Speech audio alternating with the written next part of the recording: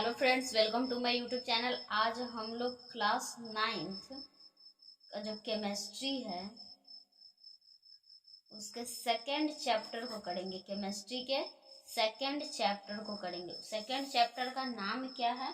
Second chapter का नाम है क्या हमारे आसपास के पदार्थ शुद्ध हैं? Is matter around us pure? क्या हमारे आसपास के जो पदार्थ हैं, जो हमारे परिवेश में हैं, वो क्या शुद्ध हैं? ये क्वेश्चन ही, चैप्टर ही क्या है, क्वेश्चन पूछ रहा है। ठीक है, तो इसके इम्पोर्टेंट क्वेश्चन को करेंगे, समझेंगे। ठीक है, और इसको आप नोट्स के जैसे भी लिख भी सकते हो। ये एग्जाम के लिए भी आपको बहुत हेल्पफुल होगा। ठीक है, तो सबसे पहला क्वेश्चन क्या है? शुद्ध पदार्थ किसे कहते हैं? कुछ उदाहरण भी दीजिए।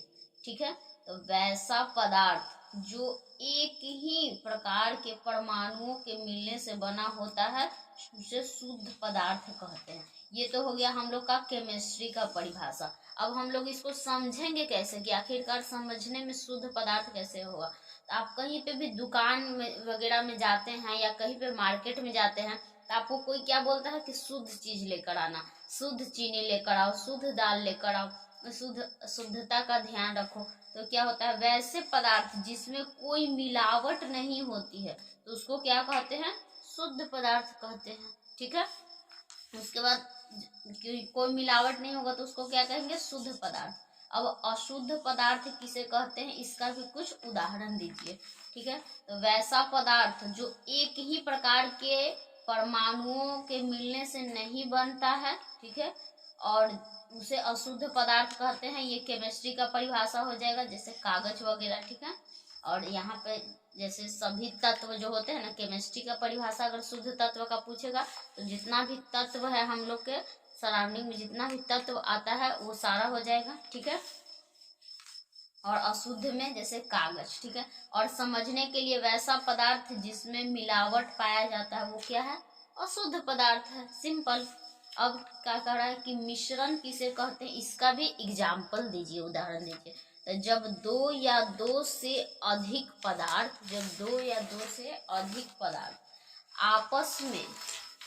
आपस में किसी भी अनुपात में मिलते हैं तो उस पदार्थ का मिश्रण क्या कहलाता है?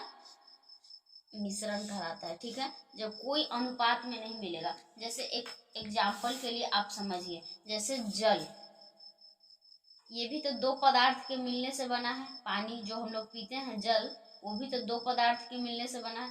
तो वो कौन कौन से पदार्थ हैं? तो H2O, जल का सूत्र क्या होता है? H2O। ठीक है, इसमें क्या है? हाइड्रोजन है, H है, H का परमाणु है, और ऑक्सीजन है, O का परमाणु है। दोनों मिला है तब, लेकिन ये क्या मिला है? अनुपात में। कभी भी ये 2 है और इसके नीचे कुछ नहीं है तो क्या है? 1 है। यानी कभी भी अगर मान लीजिए कि इसका 8 अणु लेंगे, ठीक है, ऑक्सीजन का अगर 8 लेंगे तो हमको हाइड्रोजन का क्या 16 लेना पड़ेगा। हमेशा ये दुगना लेना पड़ेगा इससे। ठीक है, तो ये एक अनुपात में हो गया, तो इसको क्या कहते हैं? यौगिक कहेंगे ऐसे मिश्रण को। ठीक है, और जब अनुपात में नहीं मिलता है, रेशियो में नहीं मिलेगा, तब उसको क्या कहेंगे? ऐसे ही नॉर्मली ही मिश्रण कह देंगे। ठीक है, जैसे कि जल, मिट्टी, पानी, ये सब का जो मिश्रण होता है आपस में, वो सब। अब क्या होता है, देखिए क्वेश्चन नंबर 4 क्या कर रहा है? समांगी मिश्रण किसे कहते हैं, इसका भी उदाहरण दीजिए। ठीक है, तो वैसा मिश्रण जिसमें अवयवी कण इस प्रकार मिले होते हैं कि उनमें विभेद कर पाना मुश्किल होता है, तो उसे क्या कहते हैं? विषमांगी मिश्रण कहते हैं। जैसे दूध में पानी मिला दीजिए। ठीक है, दूध में पानी मिला दीजिए और फिर वापस कहिए कि एक काम करो, फिर से पानी को दूध में से निकाल दो। निकाल सकते हैं आप? नहीं निकाल सकते हैं। चीनी और पानी का मिश्रण, पानी में क्या करिए? चीनी को घोर दीजिए। आप उसे अलग कर सकते हैं या अलग अलग देख सकते हैं? नहीं। तो ये क्या हो जाता है? समांगी मिश्रण। ठीक है, उसके बाद नेक्स्ट क्या है?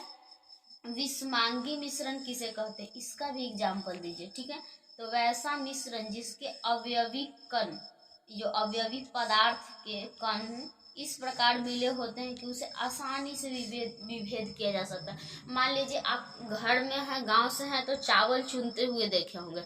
चावल में क्या होता है, कुछ बालू कंकड़ वगैरह होते हैं, तो वो कैसा मिश्रण है, विषमांगी है, क्योंकि उसको आसानी से विभेद हम लोग कर दे रहे हैं, तो उसको क्या कहते हैं, विषमांगी मिश्रण। जैसे बालू और पानी मिल गया, इजी है, छाना जाता है, जिससे बालू चलनी लगाकर अब बालू को छान के अलग कर लेंगे।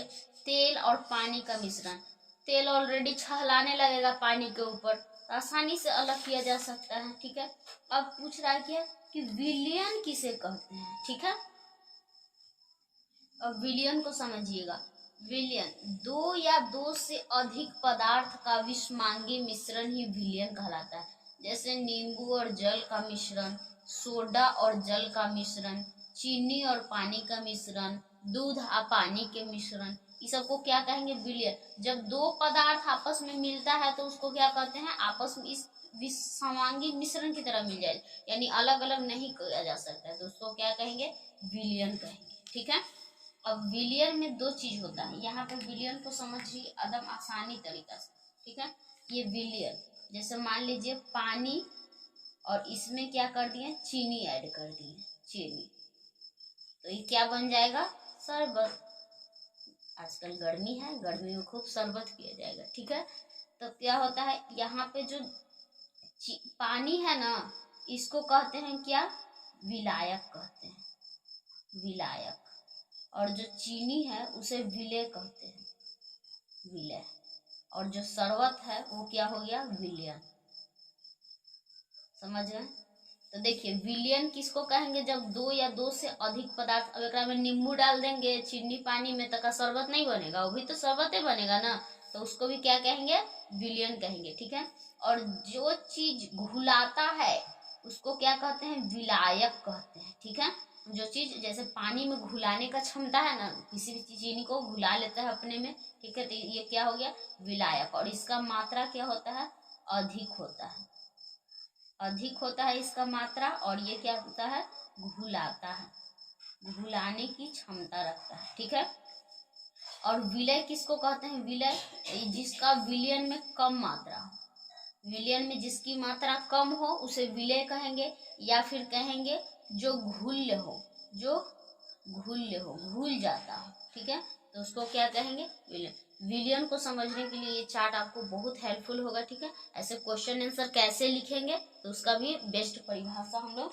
देख लेते हैं। ठीक है, तो विलय का देखिए परिभाषा क्या लिखेंगे, विलयन में मौजूद, विलयन में मौजूद वैसा पदार्थ जिनकी मात्रा कम होती है, जो घुल जाते हैं। ठीक है, जो घुल जाते हैं उसे विलय पदार्थ कहते हैं।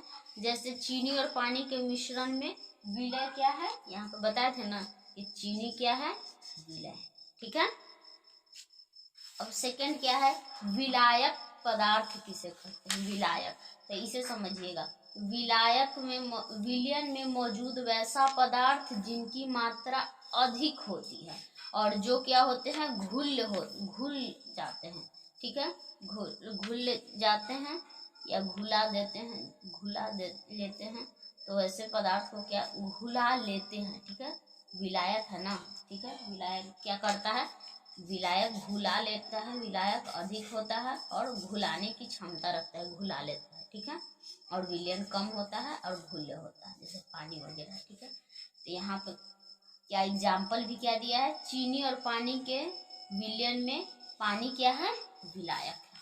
ठीक है, अब नेक्स्ट क्वेश्चन 9 नंबर क्या है, मिश्र धातु किसे कहते हैं, कुछ उदाहरण दीजिए। ठीक है, मिश्र धातु, तो जब दो या दो से अधिक धातु मिलकर समांगी मिश्रण में मिलेंगे, ऐसे मिल जाएंगे कि उनको विभेद कर पाना मुश्किल है, और कोई नया पदार्थ, नया प्रोडक्ट बनाता है। ठीक है, तो उसको क्या कहते हैं, जैसे कि एग्जाम्पल में पित्तल क्या है, मिश्र धातु है, जो दो चीज से मिलकर बना होता है। ठीक है, कांसा, स्टील, ये सब क्या है, दो चीज या दो से अधिक चीज मिलकर बना है। ठीक है, देखिए हम लोग विलयन तो जान गए कि विलयन क्या है। ठीक है, अब क्या कर रहा है कि विलयन के प्रमुख गुण को बताइए। ये भी काफी इंपॉर्टेंट क्वेश्चन है इस चैप्टर का, ठीक है। तो विलयन के गुण क्या है, निम्नलिखित है। अगर जिस प्रकार मैं बता रही हूँ अगर आप उस प्रकार लिखते हैं तो आपको एग्जाम में काफी अच्छे मार्क्स आएंगे, ठीक है।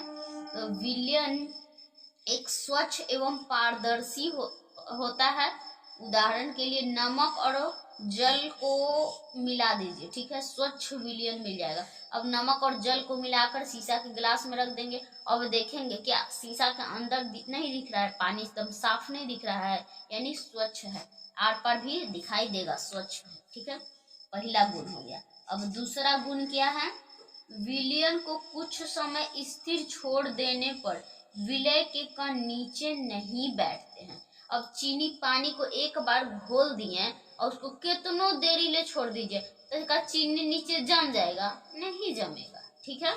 उसके बाद क्या है, थर्ड पॉइंट क्या है, विलयन में विलय और विलायक के कणों को माइक्रोस्कोप की सहायता से देख सकते हैं और उन्हें अलग अलग दिखाई पड़ते हैं। जब माइक्रोस्कोप से देखिएगा तब वास्तव में विलयन में विलय के कण विलायक के कणों के मध्य स्थित रिक्त स्थानों में छिप जाते हैं, ठीक है। अब चीनी अब पानी को घोर दिए, ठीक है। अब हमको दिखाई देता है कि चीनी कहाँ गया, नहीं देता है। वही माइक्रोस्कोप से जब देखेंगे तो हमको दिखाई देगा कि क्या है, चीनी का जो ऐसे मान लीजिए एक गिलास है, ठीक है, एक गिलास में क्या है, ऐसे पानी रखा हुआ है, पानी ऑलरेडी है और चीनी हम ऐसे ऐसे दाना दाना डाल दिए, ठीक है।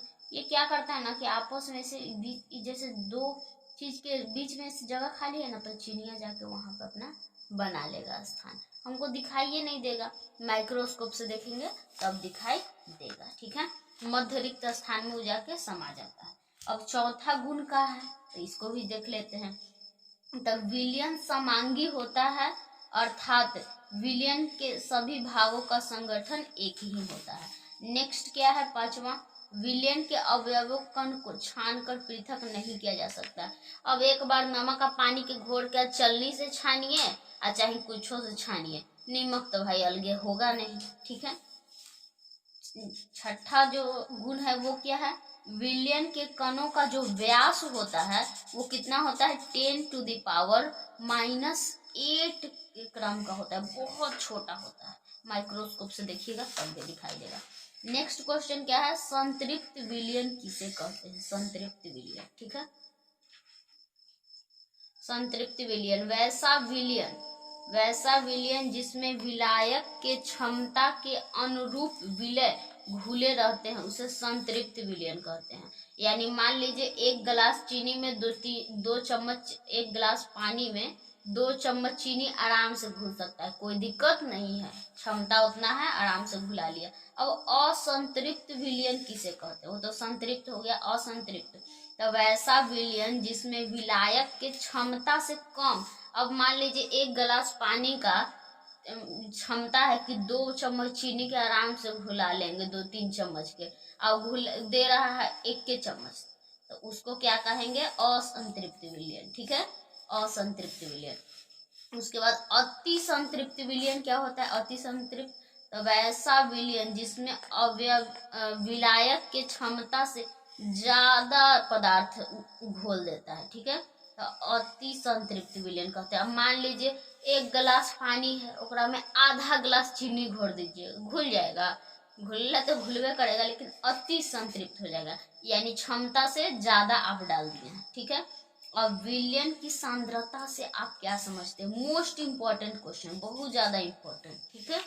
तो क्या होता है, विलयन में मौजूद विलय की मात्रा और विलायक के मात्रा के अनुपात को क्या कहते हैं, विलयन की सांद्रता कहते हैं। ये फॉर्मूला आप निकाल ध्यान में रखिएगा, ये आपको आगे क्लास में भी बहुत काम देगा।